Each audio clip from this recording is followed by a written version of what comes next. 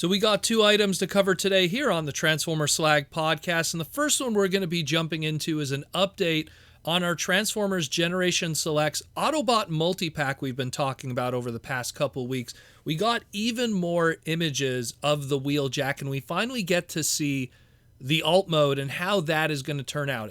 Again, the robot mode looks absolutely spectacular. They took that old Earthrise toy that was really tough for a lot of people to get, give it like really super screen accurate colors. But what about that alt mode?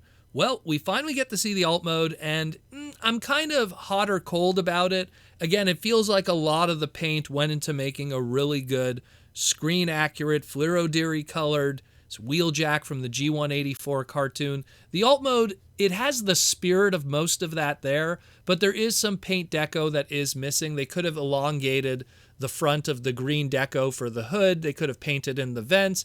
The back window actually had a gray shade to it with the original animation model, and they didn't paint that in at all. And it's very lacking with that. It's very white and kind of boring, which is a shame. The big glaring thing also is the number 638 that's on the side. Obviously, the original animation model was 539. The reason why they did that is something that actually has existed before with Wheeljack toys. Long story short, you'll get a little bit of a racing history here.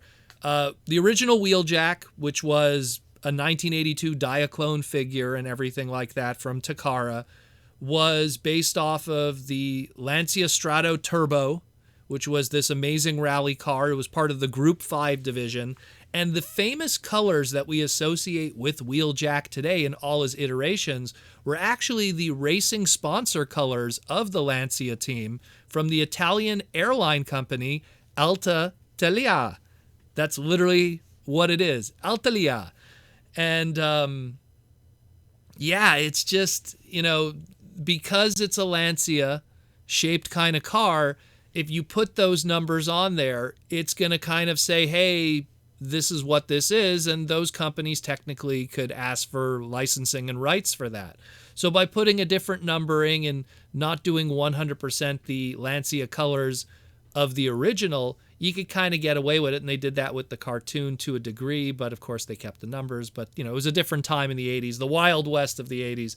And I mean, when you fast forward in Wheeljack's history, when they did the Spy Changer in 2004, which was a repaint of Daytona's, because it wasn't Lancia shaped, they were able to put the 539 on the side. It wasn't a big deal. When they did the Masterpiece of him, Japan is a whole different ballgame. They have officially licensed stuff all the time. Probably, a little more sketch over there because they could get away with stuff. So it had the 539 on the side for the Masterpiece. Even the Masterpiece Plus, the MP20 Plus had the 539 on the side. They were able to do that.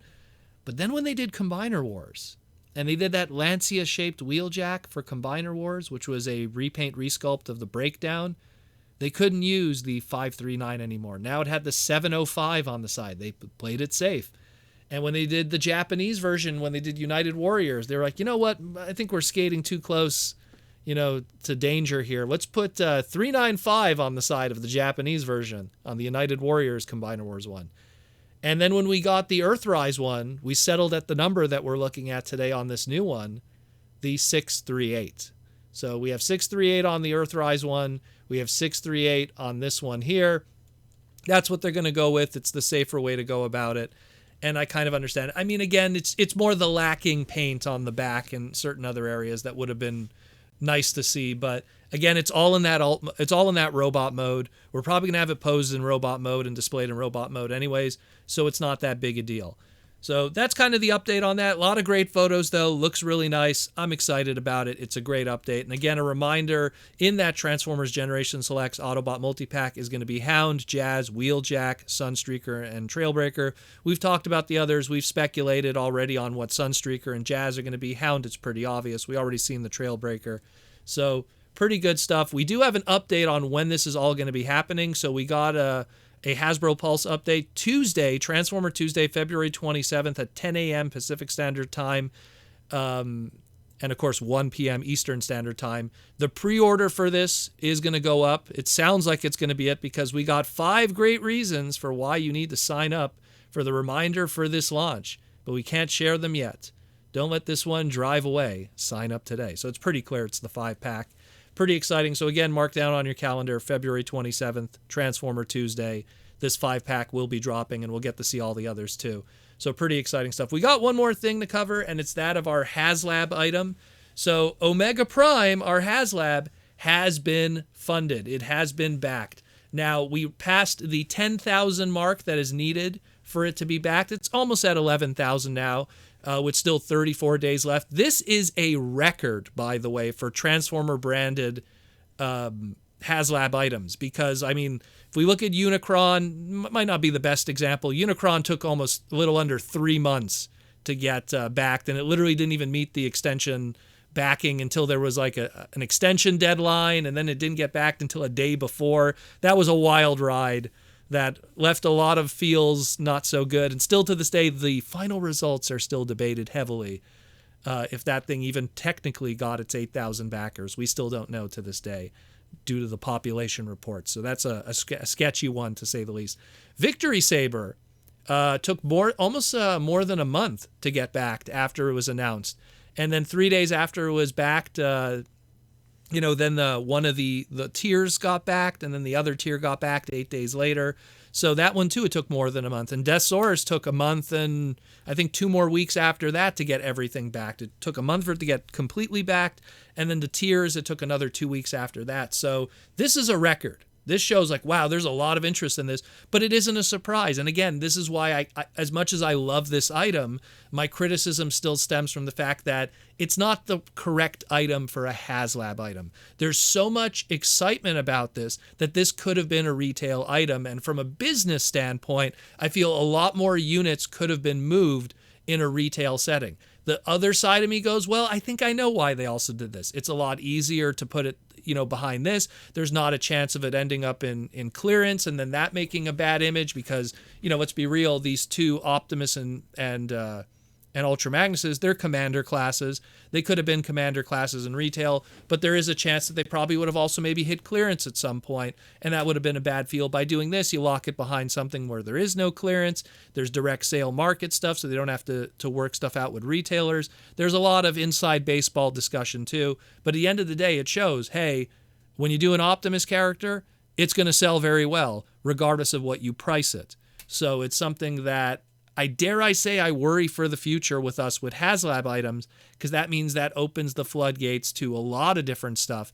And judging by how successful an Optimus Prime is as a Haslab item, oh boy, get ready for the future. Let's put it that way.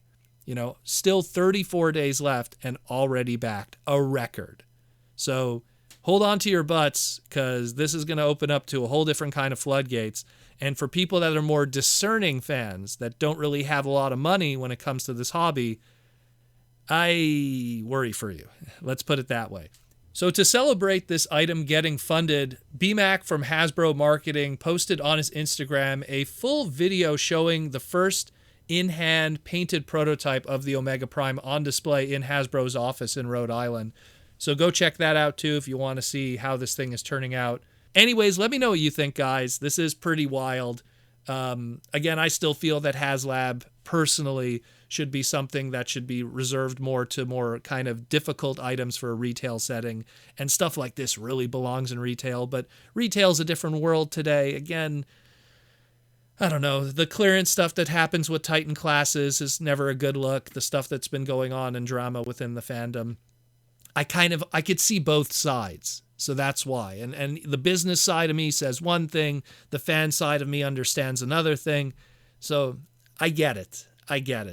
Let me know what you think, and we'll talk to you again really soon on the Transformer Slag podcast. Tomorrow is Saturday. We have the Saturday night Transformer Slag podcast Internet live stream, 8 p.m. Eastern Standard Time, 5 p.m. Pacific. I hope to see you there. We're going to talk a lot of Transformers, take some super chats and everything like that. See ya in the near future.